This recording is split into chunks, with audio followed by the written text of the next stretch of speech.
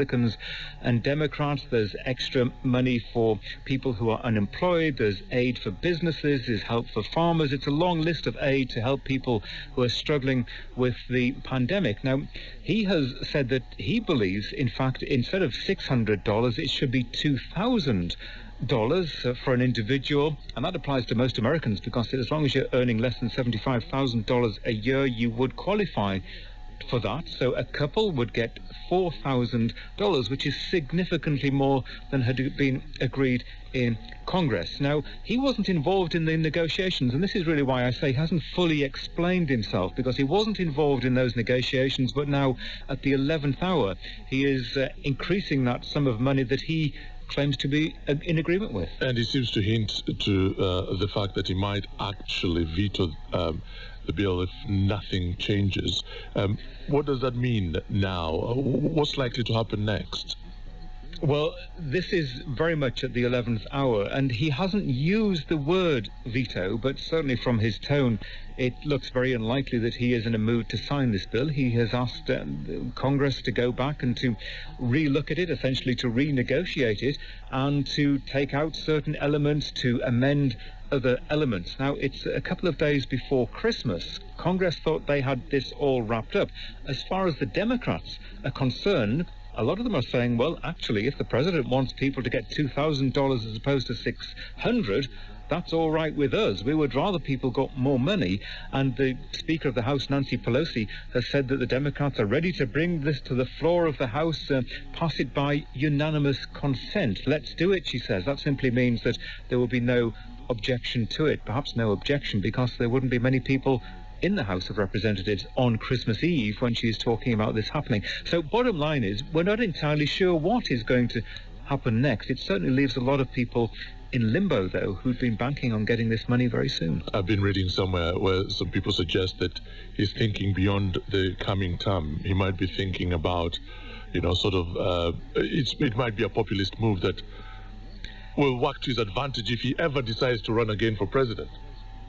Well, yes, he often describes himself as your favourite president, and maybe that's what he's got in mind, that he hopes he'll leave people with the memory that he was the person that managed to get them more money during this point in the coronavirus pandemic. But it certainly created a lot of logistical, administrative, and clearly political problems as well. Even his very close supporters, Lindsey Graham, plays golf with the president regularly. One of his inner circle, he tweeted, he said, the COVID-19 package, while imperfect, will save jobs and lives. The sooner the bill becomes law, he says, the better. And then he goes into detail, saying that it'll allow millions of businesses to avoid bankruptcy, deliver vaccines even faster, help those unemployed, and provide money for families who are struggling. I need to let you go soon, Peter, but I can't ignore the fact that he's been issuing pardons as well.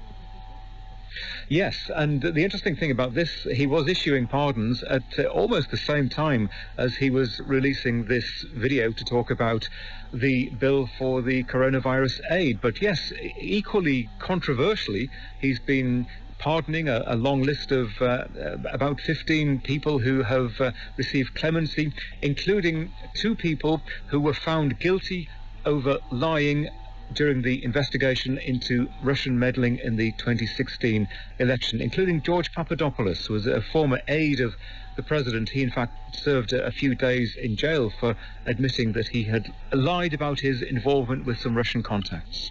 Really good to talk to you. Thank you very much. That's our colleague in North America, Peter Bowes.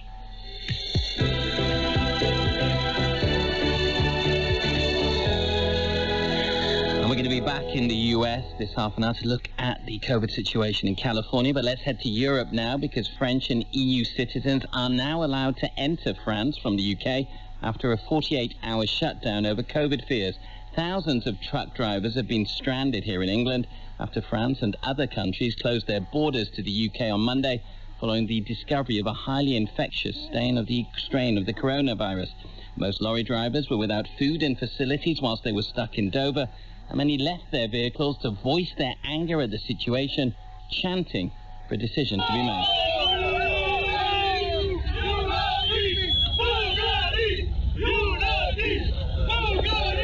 given the U-turn and the UK finally reaching an agreement with Paris, the UK Transport Minister Grant Shapps said people can travel again, but only if they provide a negative COVID test certificate issued in the last 72 hours.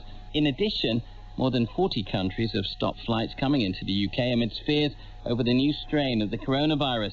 The BBC's reporter Caroline Davis has this update from Dover. There's just been a steady stream of lorries coming past me since I've been standing here, and it's looking like over there it's already filling up. By the side of the road we meet Hamid from Turkey. He showed us his bread, yoghurt, eggs and tea he carries with him to keep him going. With a few words of English, he told us he's come from Leeds and got stuck here on his way home. Everything was okay, nothing appointed. Faish and Branko arrived on Sunday. They're trying to get home to Bosnia and Italy. We were hoping to go back to our homes for New Year's. Frustrations were starting to show, with a spontaneous protest outside the port's entrance. And then, a breakthrough. Any passengers going to France, and at the moment I'm afraid that's mostly French citizens returning and one or two other exceptions, will need a test within the 72-hour period before they go to France. And further news on lorry drivers. The Army and NHS staff will begin the process of testing hauliers at Marston Airport. They'll be using the lateral flow test rather than the PCR test, which is much faster, around half an hour. If the driver tests negative, then they'll be free to go across to France, regardless of their nationality. Caroline Davis, they're reporting from a noisy Dover, and we'll have more on that story coming up. In the course of the programme. Yeah, Newsday continues. Alan Kasujara Holtanden with you and Mr. Alistair Ross. Thank you, Mr. Alan Kasuja. Former African champions Rayo Casablanca and AS Vita have been held to draws in the away legs of their Champions League first-round ties. Vita Club had to come from 2 goals down late on to snatch a 2-2 draw at Eswatini's Young Buffaloes, while Rayo's game at Tungarth in Senegal finished goalless. Lionel Messi has broken Pele's long-standing record for the most goals scored for a single club. His goal in Barca's 3-0 win at Real Valladolid was his 644th for his side. Pele had scored 643 for Brazilian club Santos. Holders Manchester City piled on the misery for Arsenal with a ruthless 4-1 win at the Emirates Stadium to reach the League Cup semi-finals. Second-tier Brentford are also in the Final Four after beating Newcastle by a 0-0. And after 18 months out with an Achilles injury, Kevin Durant scored 22 points for the Brooklyn Nets against his former side Golden State Warriors in the opening game of the new NBA season. The opening day's other fixture still on court in the LA Derby between the Lakers and the Clippers leading 99-91. 22 points, not too bad for Kevin Durant. Thank you very much. Can I just say something? You know, we're having our discussion about Messi, Ronaldo you brought in, and of course Pele. For me, it's Maradona. Yeah, you know what? I'm actually Maradona. I changed my mind about Ronaldo. Yeah, you can. No need I'm a Maradona guy. Yeah. Maradona was just the best. What a sad year it was when he passed away. Let's now go to our own Maradona of the business world. Andrew Wood is at his desk in Hong Kong. And Andrew, the opiate crisis, obviously a huge story in the US, and there's been developments regarding that, particularly with Walmart. Yeah, Walmart is, the giant retailer, not a company you might think that's been involved in fueling a crisis that's led to, well, it's estimated about 450,000 deaths due to overdose or addiction to these opioid drugs. Now, Walmart, though, is alleged basically to have put profits first when its pharmacy chains, or its pharmacies that are included inside its giant Walmart stores, were actually supplying the drugs according to prescriptions. Now, remember, opioids, they were touted back in the 1990s, these synthetic opioids, as being basically wonder drugs that would do things like really kill pain without being addictive. Anyway, it turns out that they were very, very addictive, and so Walmart, well, let's have a look at what the allegations are against Walmart. Now, let's hear from Sadie Gurman, who's a journalist at the Wall Street Journal. The suit alleges that Walmart was seeking to boost profits in understaffing its pharmacies and pressuring employees to fill prescriptions quickly, which made it difficult for pharmacists to reject invalid prescriptions, those bogus prescriptions filed by doctors who are intentionally overprescribing for their patients. That made it a lot harder for the pharmacists at Walmart to spot those prescriptions and enabled widespread drug abuse nationwide.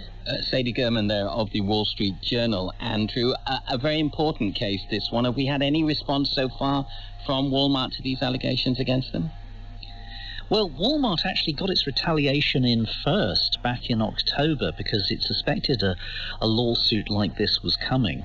And so it's countersued, or, well, it's not quite countersued because it's done it before being sued, but anyway, it's brought a lawsuit against the American government, and it says that it's been blamed, it's been scapegoated for the American government's, well, basically problems and failures in trying to control the opioid crisis, in particular about controlling doctors who overprescribed deliberately, sometimes were paid bribes to do this or made money out of it, and that the American government just basically didn't control it properly, and that Walmart's not to blame. Yeah, and of course, just remind the listeners very quickly, Andrew, that there are also a number of cases against drug companies regarding the opioid crisis as well in the US.